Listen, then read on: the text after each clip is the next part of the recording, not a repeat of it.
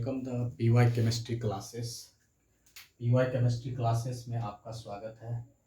पिछले क्लास हमने class 11th का जीओसी में स्पेशल फीचर्स ऑफ कार्बन बताए थे, यानी कार्बन का स्पेशल फीचर्स बताए थे।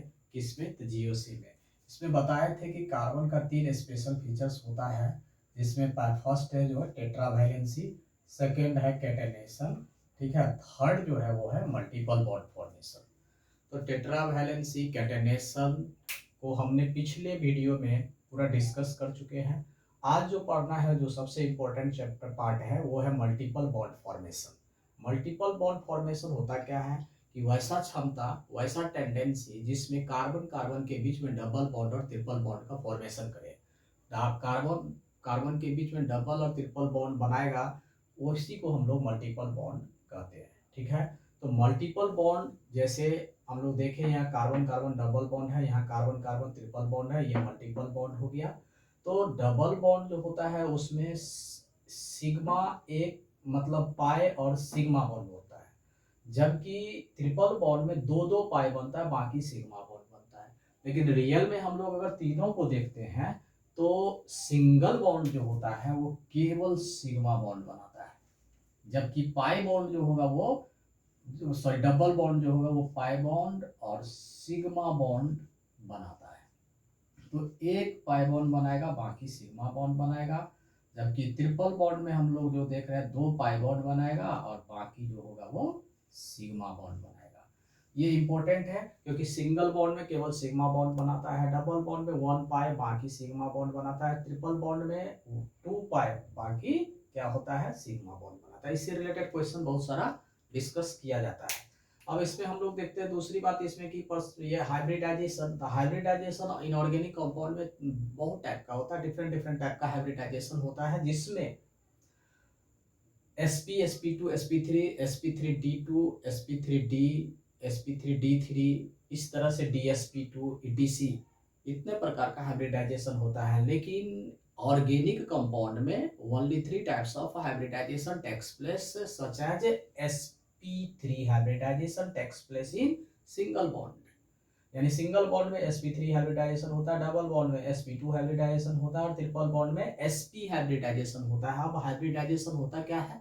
इंटरमिक्सिंग ऑफ sp और d orbital to form new hybrid orbitals is called hybridization, यानी s और p ऑर्बिटल या d ऑर्बिटल को इंटरमिक्स करके नए हाइब्रिड ऑर्बिटल का निर्माण करवाते हैं, उसी को हाइब्रिडाइजेशन कहते हैं। और हाइब्रिडाइजेशन ओवरलैपिंग के द्वारा होता है s और p का, या एक s है तो 3p का, एक s 2p का, एक s 1p का, यानी ये sp हुआ ट्रिपल के लिए, sp2 हुआ डबल के लिए, sp3 हुआ सिंगल के लिए, जो बहुत इंपॉर्टेंट है ऑर्गेनिक कंपाउंड के बेसिस पर।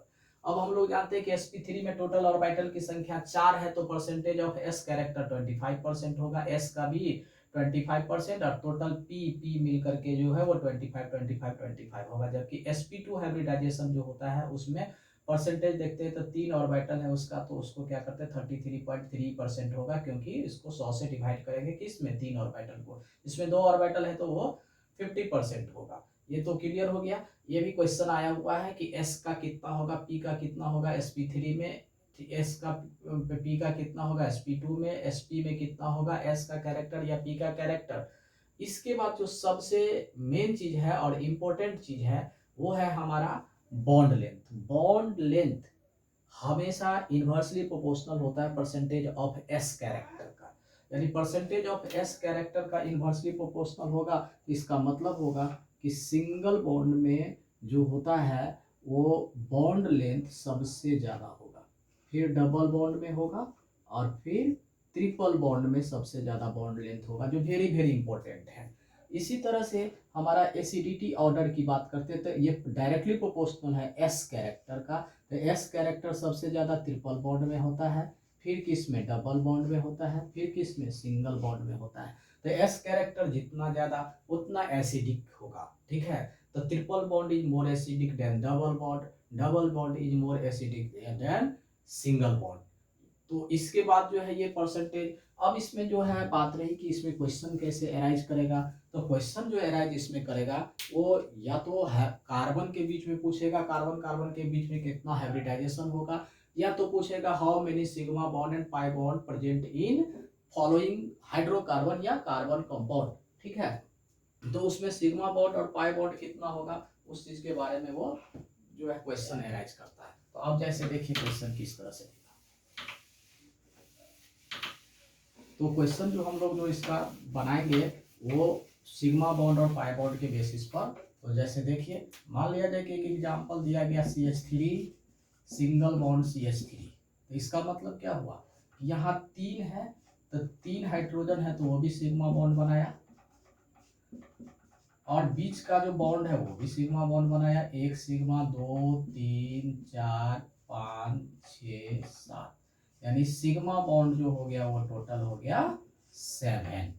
ठीक है, जबकि पाई बॉन्ड जो हो गया इसमें कितना, डबल बॉन्ड तो है नहीं तो 0। तो टोटल जो इसका हो जाएगा वो कितना हो जाएगा 7। इसी तरह से नेक्स्ट एग्जांपल अगर देगा CH3 CH double bond CH single bond CH3। तो इसमें भी देखिए यहाँ 3 1 4, यहाँ हाइड्रोजन है तो 5 6 और 1 7 8 और 3 11। तो 3 यहाँ हुआ तो 3 1 4 5 6 7 8 3 11, यानी सिग्मा बॉन्ड इसमें देखते हैं कौन सा बॉन्ड, सिग्मा बॉन्ड तो 11 है, बल्कि पाई बॉन्ड जो है वो 1 है। कितना है, पाई बॉन्ड इक्वल टू 1। तो टोटल बॉन्ड कितना हो जाएगा इसमें, तो टोटल जो हो जाएगा इसमें वो हो जाएगा 11 1 कितना 12। ठीक है, इस तरह से ये क्वेश्चन इसमें सेट किया जाता है। अब जैसे एक एग्जांपल और दे रहे हैं सिग्मा बॉन्ड और पाई बॉन्ड से रिलेटेड। मान लिया जाए CH2 डबल बॉन्ड है, CH है, सिंगल बॉन्ड है, CH है।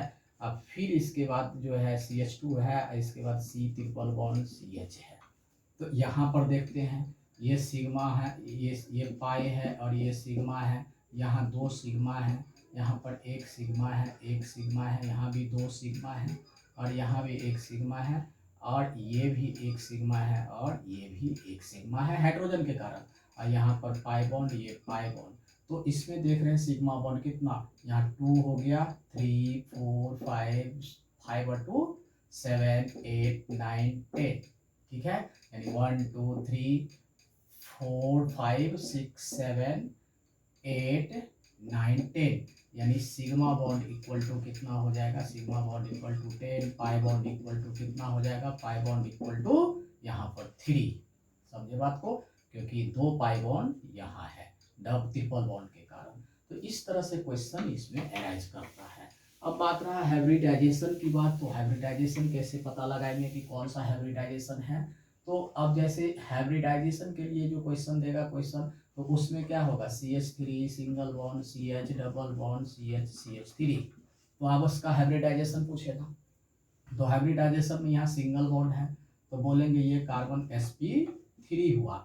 लेकिन यहाँ देखिए सिंगल के साथ डबल बॉन्ड है तो सिंगल को नहीं मानेंगे, डबल बॉन्ड को मानेंगे। ये भी डबल बॉन्ड से जुड़ा हुआ है sp2 हुआ, लेकिन ये सिंगल बॉन्ड है तो sp3 हुआ। ठीक है, अगर इसी तरह से क्वेश्चन और सेट करेगा ऐसे CH3 C triple bond C CH double bond CH2, तो ये क्या हो गया sp2, ये भी डबल बॉन्ड sp2, लेकिन ये sp3 कार्बन, ये sp3 कार्बन, ये जो है वो sp कार्बन हो गया ये।